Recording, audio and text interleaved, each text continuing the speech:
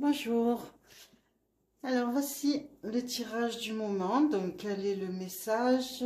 Quel est peut-être votre potentiel? Vous pouvez poser une question dans un domaine particulier. Vous adapterez la réponse, l'interprétation à votre situation. Ou ne pas poser de questions du tout. Juste laisser venir ce qui vient. Qu'est-ce qu'on a envie de vous dire?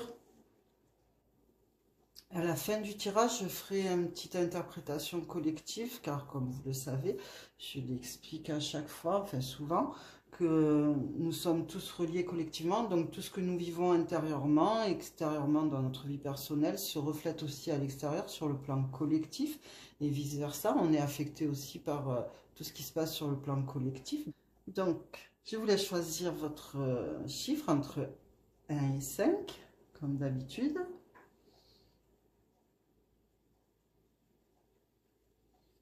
Alors, vous avez choisi le chiffre 1.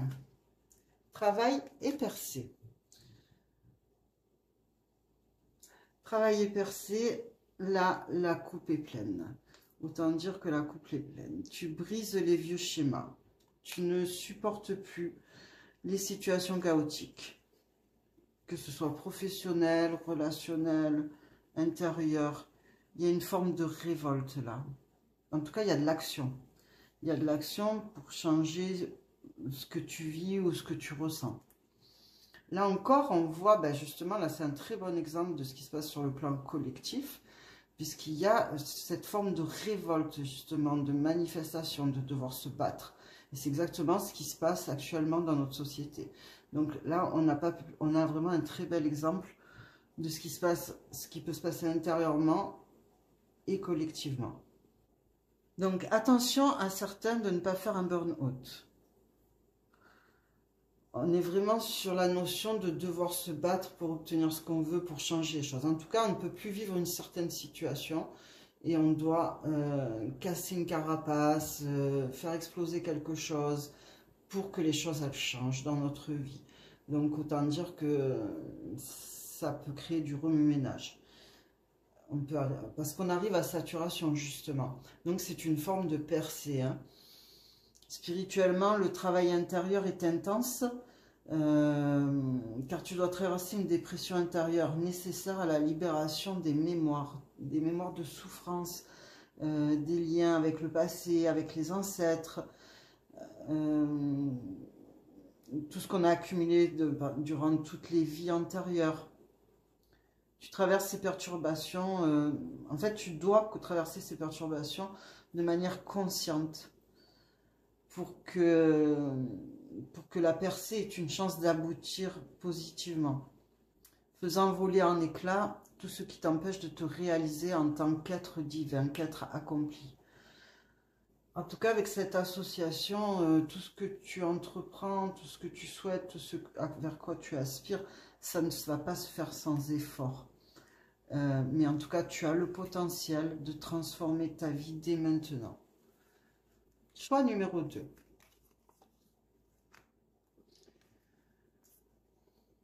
Rencontre et les amoureux. Bon, si on a posé une question sentimentale dans le sens, là, voilà, si tu as posé une question en te disant est-ce que je vais rencontrer quelqu'un, la réponse là est oui. Il y a bien une rencontre sentimentale.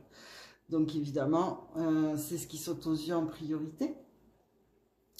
C'est aussi une réunion, une rencontre de personnes qui partagent les mêmes passions, qui ont les mêmes centres d'intérêt. Ça nous parle de nouvelles connaissances très agréables parce qu'on est justement sur la même longueur d'onde.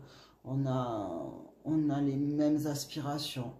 Professionnellement, ça peut être une rencontre sentimentale sur le lieu de travail ou bien un projet qui tient à cœur à plusieurs personnes. Donc plusieurs personnes qui se réunissent pour mener un projet professionnel qui tient à cœur, quelque chose qui peut passionner aussi, encore une fois.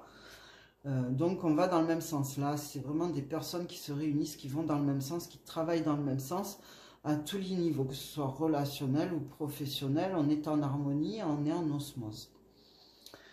Spirituellement, ça va de la rencontre de ton compagnon spirituel ou de ta compagne spirituelle à l'ouverture totale de ton cœur quantique. te faisant expérimenter la compassion, l'unité, l'amour universel. Là, après, il y a des personnes qui interpréteront ça sur le plan, bon, alors l'âme sœur, la flamme jumelle, on entend souvent parler de ces termes-là.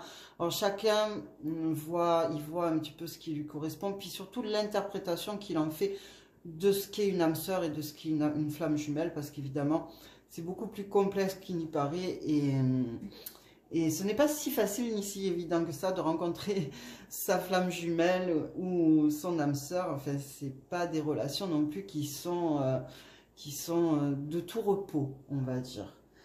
Mais en tout cas, c'est toujours dans un but d'évolution, évidemment. On notera seulement que l'âme sœur est plus courante.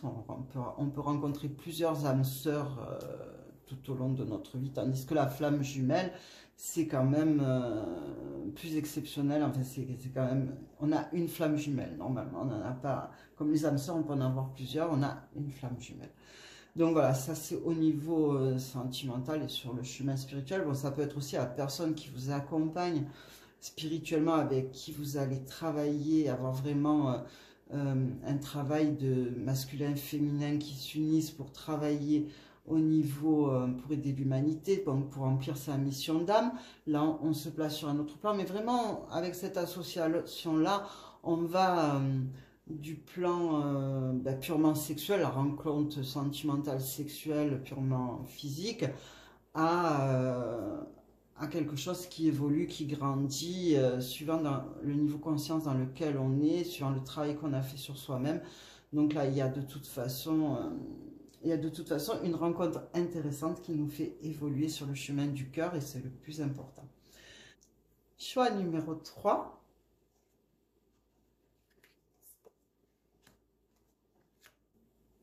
Alors, temps et morale, on se sent bloqué là. Là, on se sent bloqué, tu te sens bloqué, retardé par des modes de fonctionnement qui peuvent être anciens.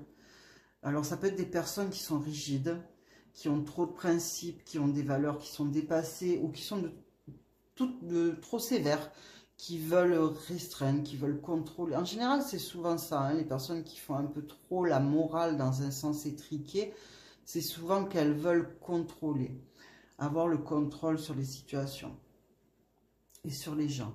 Donc, ou alors c'est toi-même qui peut aussi être enfermé dans une certaine moralité étriquée qui, par rapport à une éducation, un mode de fonctionnement, enfin voilà, une formation aussi. Enfin voilà, tu as du mal à sortir de tes habitudes, à t'ouvrir sur autre chose, et tu restes sur des choses qui sont peut-être un petit peu trop dures, trop dépassées. Mais en tout cas, ça t'empêche d'avancer, d'évoluer et de te sentir bien aussi intérieurement. Donc ça peut venir de quelqu'un, ou alors c'est toi-même qui as cet état d'esprit-là. Mais en tout cas, ça, il va falloir le dépasser, parce que vraiment, ça te retarde, ça te bloque, et ça te fait te sentir un petit peu emprisonné. Emprisonné dans une situation, dans une relation peut-être, dans un schéma, dans un mode de fonctionnement qui ne te convient plus, qui ne te correspond plus. Donc là, tout le truc est d'analyser, d'identifier ça et de pouvoir s'en sortir. En tout cas, tu es confronté à une personne ou à une situation qui t'empêche d'évoluer ou qui retarde tes projets sous prétexte d'être conventionnel, entre guillemets. Voilà. Donc spirituellement, il est temps de couper les liens avec les traditions, justement, avec les superstitions peut-être, avec la fausse morale aussi. Cherche plus à suivre l'intégrité venant de la source, de la lumière, plutôt que de la morale humaine. De toute façon, c'est en étant conscient que tu te reconnectes à la lumière, à la source, et que tu sais ce qui est juste, ce qui ne l'est pas. Et en général, on se sent libre, on se sent bien quand on est dans un état comme ça, on ne se sent pas étriqué, on ne se sent pas enfermé, on ne se sent pas dans la culpabilité, et on laisse personne nous faire ressentir comme ça. Donc voilà pour le choix numéro 3. Choix numéro 4, voyage, amitié. Alors, voyage, amitié, moi, je dirais que là, déjà, on a affaire à une véritable amitié qui nous laisse de la liberté, qui nous étouffe pas, qui nous enferme pas. On est sur un... Alors, on peut être tout simplement sur un voyage, un déplacement entre amis. On peut rencontrer aussi quelqu'un au cours d'un voyage, donc de nouvelles relations, de nouvelles amitiés, voire même une rencontre sentimentale, hein. En tout cas, de belles relations dans tous les domaines sont à venir. Disons que là, j'ai l'impression que tu es à un tournant où tu ne veux plus te prendre la tête. Tu prends les gens comme ils sont et tu veux qu'on fasse pareil avec toi, en fait. Tu veux qu'on te prenne comme tu es. Tu veux pas forcément d'engagement, tu veux pas forcément d'attachement toxique, surtout pas. Mais seules les relations vraies basées sur l'amour et le respect de l'autre vont t'intéresser, vont t'attirer. Tu vas plus perdre ton temps avec les conflits, les drames, les choses qui... Voilà, tu veux que ça glisse, tu veux que les choses soient simples et dans le respect de tout à chacun. Tu aspires à de nouvelles rencontres, tu aspires à l'échange, tu aspires à échanger justement, à connaître d'autres choses, à grandir à travers l'autre. Il y a vraiment un enrichissement, un besoin d'enrichissement et de contact, mais tu te sens tout aussi bien tout seul. C'est-à-dire, si tu voyages tout seul, par exemple, tu vas te sentir tout aussi bien que si tu es accompagné. Ouais. En fait, c'est un état d'être que si tu n'y es pas encore, tu y aspires en tout cas, à te libérer de l'attachement, de l'attachement et des engagements. Mais quand je parle d'attachement, d'engagement, vraiment, il faut voir le côté, c'est pas l'engagement léger où tout coule de source, où l'amour, l'amitié est évidente. Je parle vraiment de relations toxiques. Donc spirituellement, là on est sur un voyage initiatique, qu'il soit vraiment physique, en groupe, donc on va à plusieurs faire un pèlerinage ou un séminaire, ou un voyage initiatique, c'est-à-dire on peut aussi prendre un cours, suivre un séminaire par exemple à distance, mais en groupe, ça se fait en groupe, il y a des réunions de groupe aussi qui se font sur le plan spirituel. En tout cas, il y a une initiation là, il y a une initiation, il y a un passage aussi, il y a un passage à l'amour supérieur, à l'amour inconditionnel. Il y a un passage, encore une fois, là, on n'est plus dans l'attachement qui fait souffrir, on est dans le détachement, on est dans les relations sereines, dans les relations libres, mais pas libres dans le sens négatif du terme, où, par exemple, un couple, chacun va de son côté, fait ce qu'il veut. Non, non, c'est au contraire beaucoup de respect, beaucoup de confiance, euh, beaucoup d'amour, mais en fait, c'est une évidence, quoi. Ça se pose même pas comme question. Il n'y a plus de question de jalousie, d'appartenance, ou même en amitié, hein, parce qu'en amitié, il y a aussi des personnes qui sont très possessives, hein, qui ne veulent pas partager leurs amis et qui sont très exclusifs. Et c'est un poison, ça pourrit la vie des gens, hein. Donc voilà, là on n'est plus dans quelque chose d'exclusif, on est vraiment dans une certaine légèreté, mais très saine et fraternelle, supérieure. Voilà, on est sur des relations supérieures, de qualité supérieure. Donc, une association très positive, surtout au niveau de l'évolution spirituelle. On est vraiment sur quelque chose d'ancré. En plus, on a les arbres. Donc, on s'ancre vraiment à la terre et au ciel. On est unis avec tout en étant interdépendant, en fait. Alors, choix numéro 5, pensée et maths. Alors là, on est dans des grandes réflexions existentielles. Là, tu dois, ou tu vas, lâcher prise totalement. Surtout, le maître mot, c'est surtout d'avoir confiance avec cette association-là. On va lâcher prise. Non, tu ne sais pas où tu vas. Tu peux te sentir perdu par moment, tu peux te sentir confus dans bien des domaines et tu n'arrives pas à te projeter. C'est que ce n'est pas le moment en fait. Il faut que tu laisses venir, il faut que tu observes et surtout il faut que tu suives ton instinct et seulement lui. Tu peux être confronté à des gens qui ne te comprennent pas, qui ne comprennent pas tes idées, tes choix de vie, peu importe. peu importe, tu ne t'attardes plus là-dessus, ou tu ne dois plus t'attarder là-dessus. D'autres personnes te pensent rêveur, naïf, perché, certains profitent même de toi, mais plus rien ne t'atteint, ou plus rien ne va t'atteindre. On dirait que là, tu es en mode lâcher prise, c'est bon, quoi. Tu ne t'attardes plus là-dessus, quoi. Tu fais confiance en l'inconnu, en ton destin, entre guillemets. Oui, le maître mot, c'est vraiment la confiance. Comme on dit au départ, c'est la confiance. La seule chose qui t'importe, en réalité, c'est de ne pas te trahir toi-même, de rester intègre à tes propres valeurs, à ce que tu es profondément. Donc là, quoi qu'il en soit, enfin, quoi que ce soit qui te préoccupe en ce moment, si tu ne peux le résoudre, on te dit de surtout lâcher prise, d'avoir confiance, de te laisser porter et d'aller où ton cœur te dit d'aller. Voilà, c'est vraiment une vie un petit peu où on s'attend à l'inattendu, mais plus tu vas être en confiance et plus ce sont des bonnes choses qui vont arriver de toute façon. Hein. C'est vraiment avoir confiance, faire preuve de foi. La foi empirique, comme on dit. Elle est là, c'est le moment de l'expérimenter. Spirituellement, donc on est dans la foi empirique, hein, on en parle déjà. On est dans, toujours pareil, la période de lâcher prise totale, où ton intuition devient ta seule boussole par tous les temps.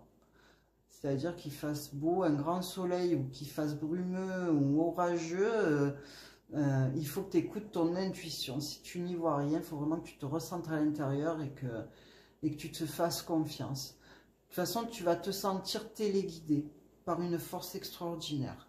Tu vas faire des choses, tu vas même pas savoir pourquoi tu les fais, tu vas accepter des choses, tu vas dire des choses, tu vas te dire, mais c'est pas moi, mais en fait oui c'est toi, mais c'est ton toi supérieur, parce que j'ai l'impression que tu passes dans une fréquence supérieure au niveau spirituel, pour le coup. Donc là, c'est plutôt une très belle association, mais qui demande beaucoup de foi, beaucoup de confiance en la vie, en soi-même, en ce que l'univers nous réserve. Voilà, c'est un petit peu se jeter dans le vide, hein, c'est ça, mais voilà, s'il y a des choses que tu n'arrives pas à résoudre, surtout n'insiste pas, c'est nécessaire, lâche prise et tu verras que ça se résoudra de soi-même, ou c'est parce qu'il faut que tu passes à autre chose et tu vas le faire plutôt facilement. Alors, sur un plan collectif, donc bon, ben, sur un plan collectif, comme on disait au départ, moi je trouve qu'il y a pas mal d'associations là qui parlent bien de ce qui se passe et de ce qui se prépare dans notre société actuellement. Bon là on a les manifestations, hein, l'arrêt et le blocage de l'économie, donc de toutes les activités, enfin en partie, des activités importantes, on a le ras-le-bol général. La coupe est vraiment pleine, là ça explose et effectivement là les gens ils rigolent plus. Là j'ai l'impression que ça ne rigole plus. À côté de ça, on a des personnes qui se réunissent et qui sont de toute façon très en face, donc que ce soit ces personnes-là qui se réunissent pour les manifestations vers un même but, qui ont les mêmes idées, qui y vont. Puis il y a aussi sur le plan spirituel, des personnes qui se réunissent pour soutenir, pour envoyer de l'énergie, pour faire des prières, pour méditer, pour que la fréquence de la planète augmente, pour que les choses se résolvent, pour que la paix règne sur Terre. Donc voilà, et tout ça se fait dans l'amour, dans le cœur, dans la compassion, en tout cas tant que possible. Et c'est vraiment des groupes qui se réunissent pour aider spirituellement, énergétiquement, avec leur foi, tout ce qui est en train de se produire actuellement. Aider à une transformation, à une transition.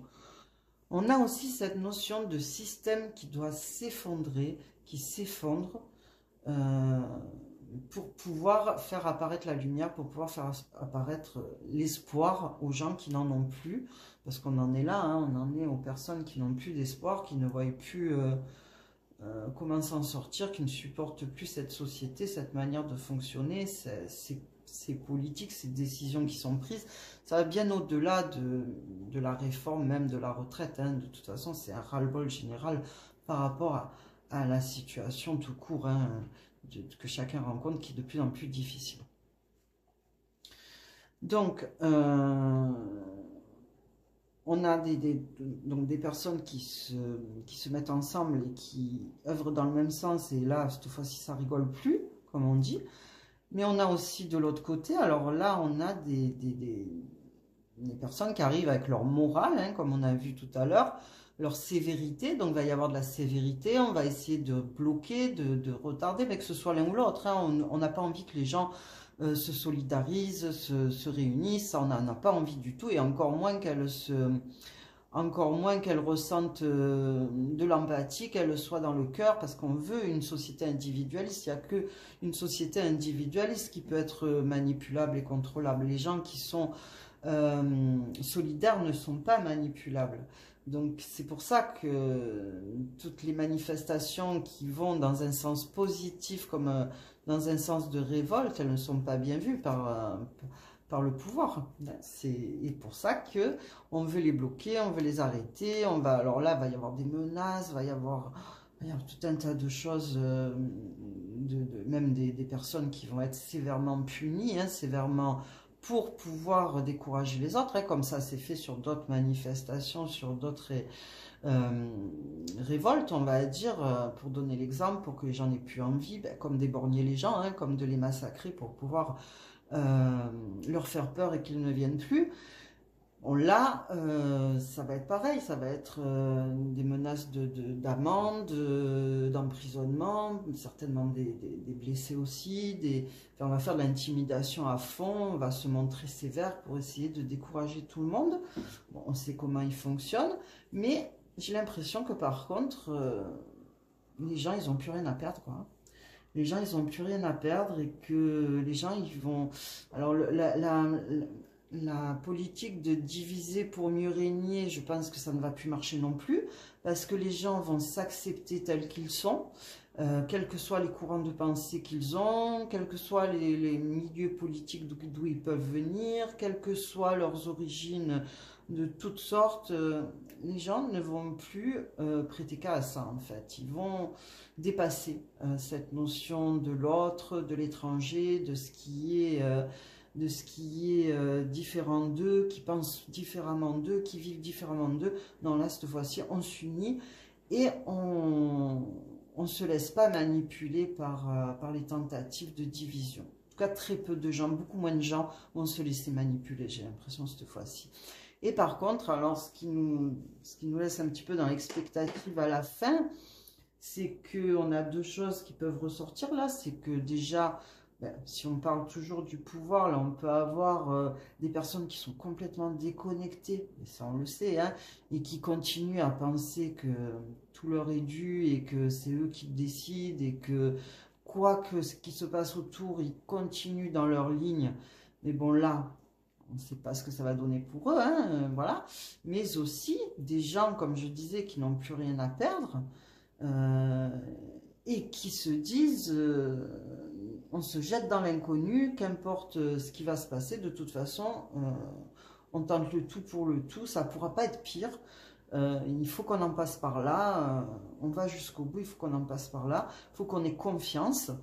Et je pense que c'est ça aussi qui va se passer, hein. Je pense qu'à un moment donné, on arrive à un point où on va arriver à un point de non-retour où les gens vont dire de toute façon, on ne peut plus vivre correctement, les gens sont de plus en plus malheureux, on nous enlève tout plaisir, tout est...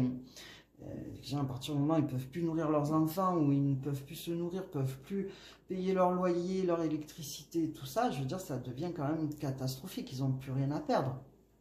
Surtout en continuant à aller travailler pour rien, quoi. Donc, pour juste survivre. Ça, plus tout ce qui se passe qui n'est pas normal, qui n'est pas juste, alors qu'eux, ils s'augmentent tant et plus, des gens qui s'augmentent, qui donnent de l'argent de partout, c'est open bar, et puis nous, on peut plus se soigner, on peut plus rien faire, enfin, c'est dramatique, quoi. Et c'est avec notre argent, en plus. Donc là, il y a vraiment un ras-le-bol et les personnes, elles tentent le tout pour le tout et j'ai envie de dire, qu'importe ce qui va se passer, quoi. Elles foncent, là on réfléchit plus, on fonce, Et voilà, et on va vraiment se jeter dans l'inconnu. Donc, qu'est-ce que ça va donner? Eh bien, on ne sait pas. On ne sait pas, mais en tout cas, une chose est sûre, c'est que si on reste comme ça, on sait ce que ça va donner. On ne sait pas ce que ça va donner en se révoltant et en faisant, comment dire, en disant non, on n'est pas d'accord et en faisant en sorte que l'économie se bloque, etc. On ne sait peut-être pas ce que ça va donner, mais en tout cas, il y aura du changement. Tandis que là, il n'y en a pas de changement. Là, on sait vers où on va et donc si on ne bouge pas, on sait vers où on va. Donc voilà, de toute façon, pour moi, c'est pour une évolution, c'est pour retrouver de toute façon une certaine joie de vivre, quoi qu'il en soit. Le résultat, pour moi, il est là, hein, c'est qu'on retrouve une joie de vivre,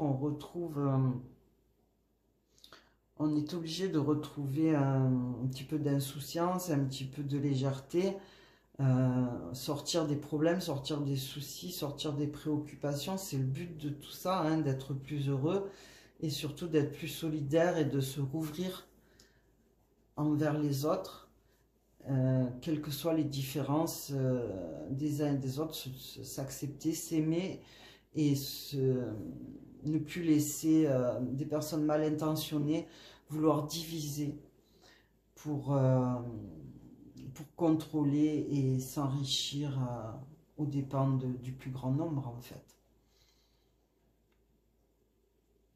Donc voilà pour le tirage du mois de mars, on va dire, même s'il est un petit peu en retard, mais le mois de février étant très court, donc ça déborde toujours un peu, c'est pas... Le temps n'existe plus de toute façon, certains ont pu se rendre compte que le temps, qu'il y avait une accélération au niveau du temps, donc on n'est plus sur le mois, on est voilà, sur le tirage du moment et sur ce qu'on a à recevoir comme message à ce moment-là. Donc prenez soin de vous. Merci pour vos likes, pour vos partages, pour vos commentaires, vos retours. Prenez bien soin de vous et je vous dis à bientôt pour un prochain tirage.